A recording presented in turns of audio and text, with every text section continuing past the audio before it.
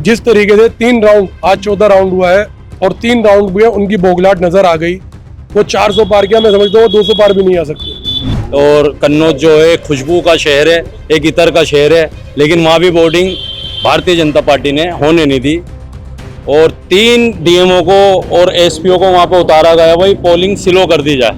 या तो मोदी जी ने वादा किया था 2 करोड़ नौकरियों का, आप लगा लीजिए, कहाँ गई 20 करोड़ नौकरियां?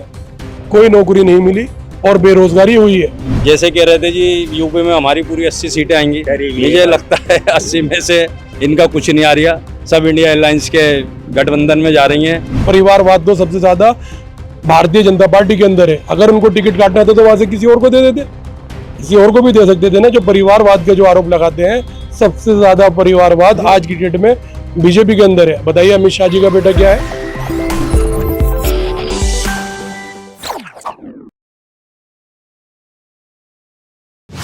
द कंटाप में आपका बहुत बहुत स्वागत है। मैं हूं आपके साथ शाहनवाज आलम। इस समय हम चांदनी चौक लोकसभा में मौजूद हैं, जहां से हर्षवर्धन जो सांसद रह चुके हैं भाई यानी भाजपा से, लेकिन इस बार जो उन्होंने टिकट जो है बदल दिया है और इस समय जो है उनके जो भाजपा के सामने कांग्रेस प्रत्याशी की अगर बात की जाए जेपी अग्रवाल है।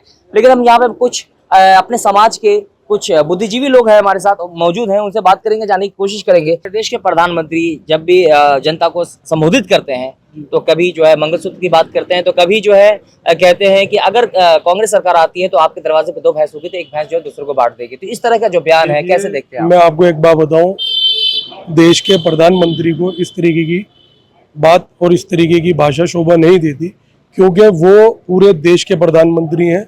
इस देश के अंदर हर तरीके के लोग रहते हैं, हर तबके के लोग रहते हैं। मैं तो सिर्फ ये कहना चाहूँगा, मोदी जी से मेरी अपील है कि आप भारतीय जनता पार्टी के लीडर ज़रूर हैं, पर सबसे पहले आप हिंदुस्तान के प्रधानमंत्री हैं। आप हिंदुस्तान की 140 करोड़ जनता के बारे में सोचिए, ना कि आप बीजेपी के बारे में सोचिए। अगर आज उनके ये डायलॉग जिस तरीके से 3 राउंड, आज 14 राउंड हुआ है और 3 राउंड भी है, उनकी बोगलाट नजर आ गई। वो 400 पार किया, मैं समझता हूँ 200 पार भी नहीं आ सकते, क्योंकि जनता के अंदर ऐसा रोष है, वो गुस्सा नजर आ रहा है कि आप ये किस तरीके की लैंग्वेज इस्तेमाल कर रहे हैं कि आप अगर कांग्रेस आ गई तो आपका मंगलसूत्र अल्पसंख्यकों को दे दिया जाएगा, मुसलमानों को दे दिया जाएगा, छीन लिया जाएगा, तुम्हारे राम मंदिर पर ताला लगा दिया जाएगा। हम नहीं कहते भाई, किसी की आस्था से खिलवाड़ नहीं करते।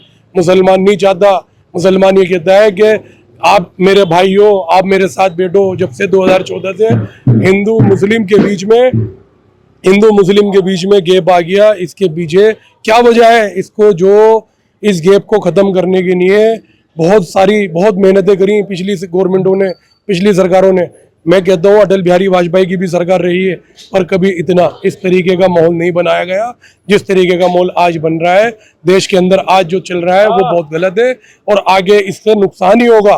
कांग्रेस नेता राहुल गांधी पे जो है मोदी जी का बड़ा आरोप लगा है कि राहुल गांधी जो है वो क्यों चुप हैं अंबानी अडानी पे।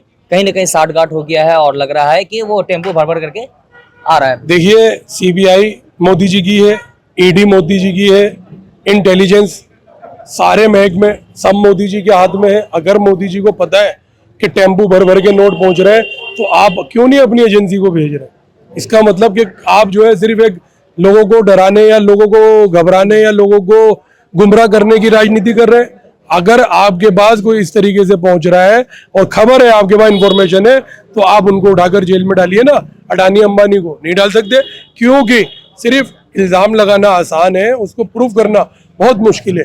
जनता के बीच में खड़े होकर किसी पे भी झूठा इल्जाम लगा दो तो उसकी कोई वो नहीं, जिम्मेदारी नहीं। सिर्फ मैं आपको एक बात और बताऊं कि जो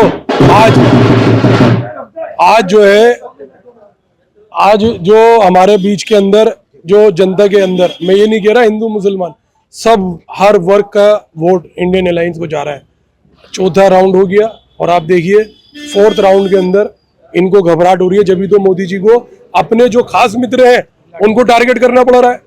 अपने जो उनके खास मित्र हैं, अडानी रेलवे, कोयला बेच दिया, खदान बेच दिया, एयरपोर्ट बेच दिया, पेट्रोल बेच दिया, सारी चीजें बेच दी, तो किसकी है? अडानी और अंबानी। आज जो मोदी जी को राहुल गांधी को टारगेट कर उनको लाना पड़ रहा है, वो सिर्फ इसी वजह से कि इनकी सीटें डाउन हो रही हैं, इनको घबराहट हो रही है। तो बौखलाहट है बीजेपी के अंदर कि क्या होगा आगे। और बोगलाट इसी बात की है कि आज 4th राउंड की, अभी थोड़ी देर में रिजल्ट आ जाएगा कि कितने % वोटिंग हुई है पता चल जाएगा। तो इससे जो है ना बोगलाट है और कुछ नहीं है। राहुल गांधी कहते हैं कि नफरत के बाजार में मोहब्बत की दुकान खुलेगी, लेकिन मोदी जी भी तो नारा देते हैं सबका साथ, सबका विकास, सबका विश्वास। देखिए, मोदी जी सबका साथ, सबका विकास और सबके विश्वास का नारा दे रहा है, पर उनके नारे की मैं पोल खोलता हूँ और उनके नारे में कोई सच्चाई नहीं है। अगर सबका साथ होता तो मुसलमान मोदी जी के साथ नहीं है, मुसलमान मोदी जी के साथ नहीं है। अपने स्टेट से कह रहे हैं वो कि अल्पसंख्यकों को दे दिया जाएगा, मुसलमानों को दे दिया जाएगा और ये आ जाएंगे, मंगलसूत्र छीन लिया जाएगा। मोदी जी जो बात कर रहे हैं तो इसका मतलब ये है उनको मुसलमानों के साथ की जरूरत नहीं है। आप मुझे एक बात बताइए, मुसलमानों को कितने कैंडिडेटों को उन्होंने टिकट दिया है, कितने मुसलमानों को लड़वा रहे हैं वो, कितने मुसलमानों के लिए खड़े हो रहे हैं, आप मुझे बताइए। एक मुसलमान पूरे यूपी के अंदर नहीं था, किसी मुसलमान को टिकट तो दे सकते थे। लेकिन कांग्रेस नेता राहुल गांधी जो ऐलान किया, जो बड़ा ऐलान है खासकर महिलाओं के लिए, जो कहा है कि 1 जुलाई को जो है आप सुबह उठेंगे खटाखट जो है 8,500 रुपया सभी के अकाउंट में आ जाएंगे, यानी सभी महिलाओं के देखिए, मैं आपको एक बात बताऊं, राहुल गांधी हो, अरविंद केजरीवाल हो, ममता बनर्जी हो, शरद पवार हो, उद्धव ठाकरे हो और जितने भी अलायंस के जो लीडर हैं, वो लोग आज एक अपना मैनिफेस्टो जो उन्होंने बनाया है उसके ऊपर पूरे तरीके से मिलकर काम करेंगे और वो जनता के हित के काम करेंगे। वो ऐसा कोई काम नहीं करेंगे कि आपको जो अपना अग्निवीर योजना दी, वो ऐसा कोई काम नहीं करेंगे कि 4 साल तक आप नौकरी करो उसके बाद आप जाकर घर बैठ जाओ। लेकिन इस तरह की भी खबरें आ रही थी कि अगर बाय द वे 2024 में अगर इंडिया अलायंस की अगर सरकार बनती भी है तो ज्यादा दिन नहीं चल पाएगा। नहीं, ऐसा कुछ नहीं है, तो अफवाह फैलाई जा रही है, ऐसा कुछ नहीं। और आपको अगर से एक बात और याद आ गई, अभी आपने एक इंटरव्यू देखा होगा अमित शाह जी का, तो अमित शाह जी ने एक बात की है कि अगर 2024 में इंडियन एयरलाइंस की सरकार बन गई तो इनका चेहरा कौन होगा। तो आज अमित शाह जी भी कंफ्यूज है, वो भी इसको एक्सेप्ट कर रहे हैं कि अगर इनकी सरकार आ गई तो आप चेहरे के पीछे नहीं जाइए, आप जाइए सबका साथ और सबका विश्वास। कांग्रेस पार्टी इंडियन एयरलाइंस जीत रही है और इसी वजह से आज कांग्रेस पार्टी को सबका साथ और सबका विश्वास हासिल हो रहा है, इंडियन एयरलाइंस को हासिल हो रहा है। अरविंद केजरीवाल जी ने जो बातें कही हैं उससे जनता खुश है, क्योंकि दिल्ली के अंदर और पंजाब के अंदर उन्होंने वो काम करके दिखाया है, उनकी लीडरशिप ने, जो दूसरे स्टेटों के अंदर वो लोग नहीं कर पा रहे थे, जो अरविंद केजरीवाल ने दिल्ली के अंदर और पंजाब के अंदर किया है। और यही वजह है कि साझा घोषणा पत्र जो था उससे घबरा गए। घोषणा पत्र के अंदर 30 लाख नौकरियों को तुरंत भरने का काम करेंगे। या तो मोदी जी ने वादा किया था 2 करोड़ नौकरियों का, आप लगा लीजिए, कहाँ गई 20 करोड़ नौकरियां, कोई नौकरी नहीं मिली और बेरोजगारी हुई है। जो लोग कहते हैं कि जी बेरोजगारी कहाँ है, तो मैं आपको बताना चाहता हूँ, बेरोजगारी, आप निकले यहाँ से रिक्शे में बैठिए, अभी आपको पता चल जाएगा कि बेरोजगारी कहाँ है। जो रिक्शे वाला पहले 10 रुपए लेता था, आज डायरेक्ट 30 रुपए मांग रहा है। वो किसकी जेब से जा रहा है, आपकी और मेरी। पेट्रोल कितने का हो गया, 100 रुपए का।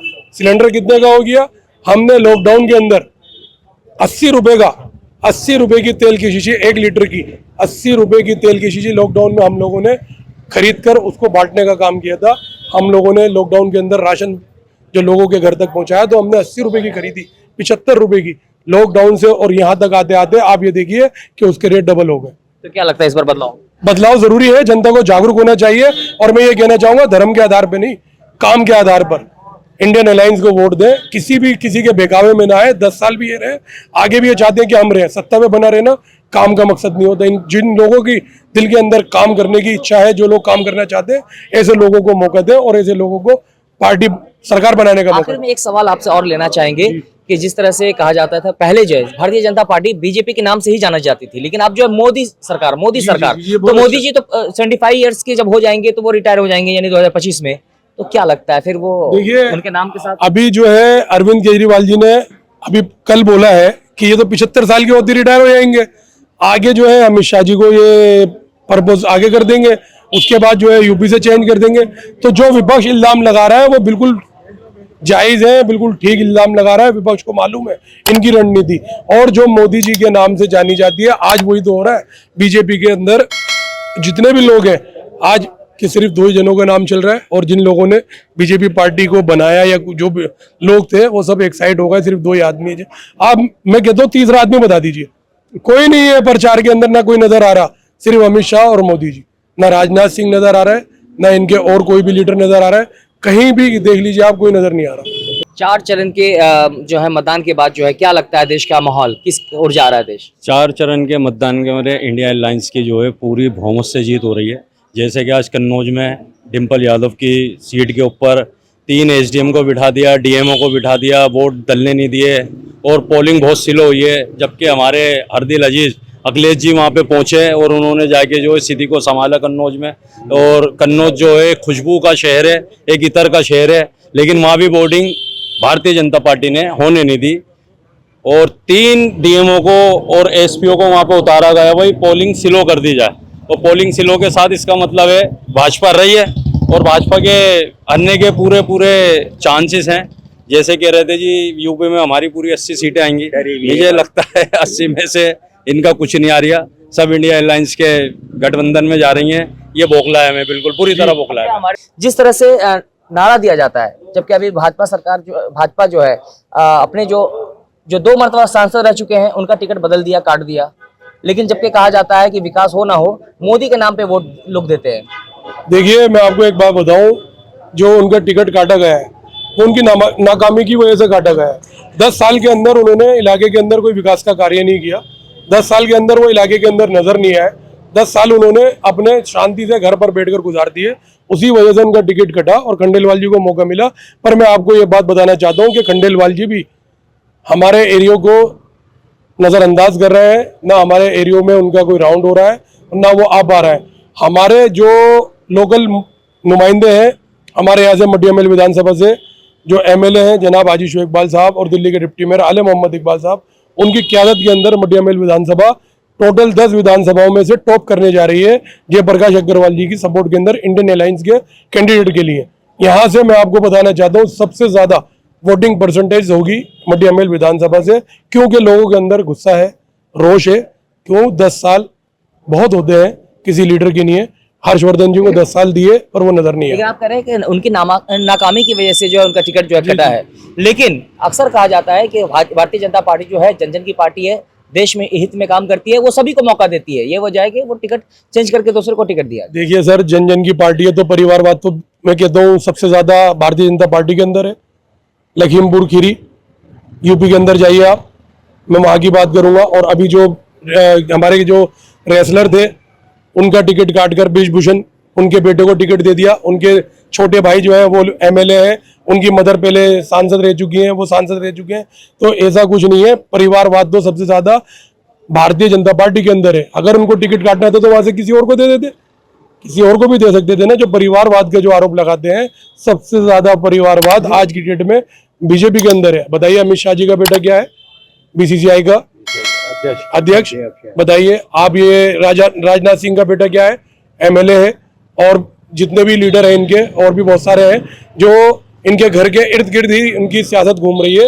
और यहाँ की बात करें चांदनी चौक से, इन्होंने मौका जरूर दिया है पर इनकी कोई इतनी, मैं समझता हूँ कि इतनी कोई पकड़ नहीं है वोटर के ऊपर कि ये यहाँ से सीट निकाल सके। बहुत बहुत धन्यवाद। अभी आपने देखा कि दिल्ली के चांदनी चौक लोकसभा क्षेत्र से जो कुछ लोग जुड़े थे, जो उन्होंने कहा, इन सभी मुद्दों पर आपकी क्या राय, कृपया कमेंट करके हमें जरूर बताएं। फिर मिलेंगे एक नई अपडेट के साथ। नमस्कार, जय हिंद, जय भारत।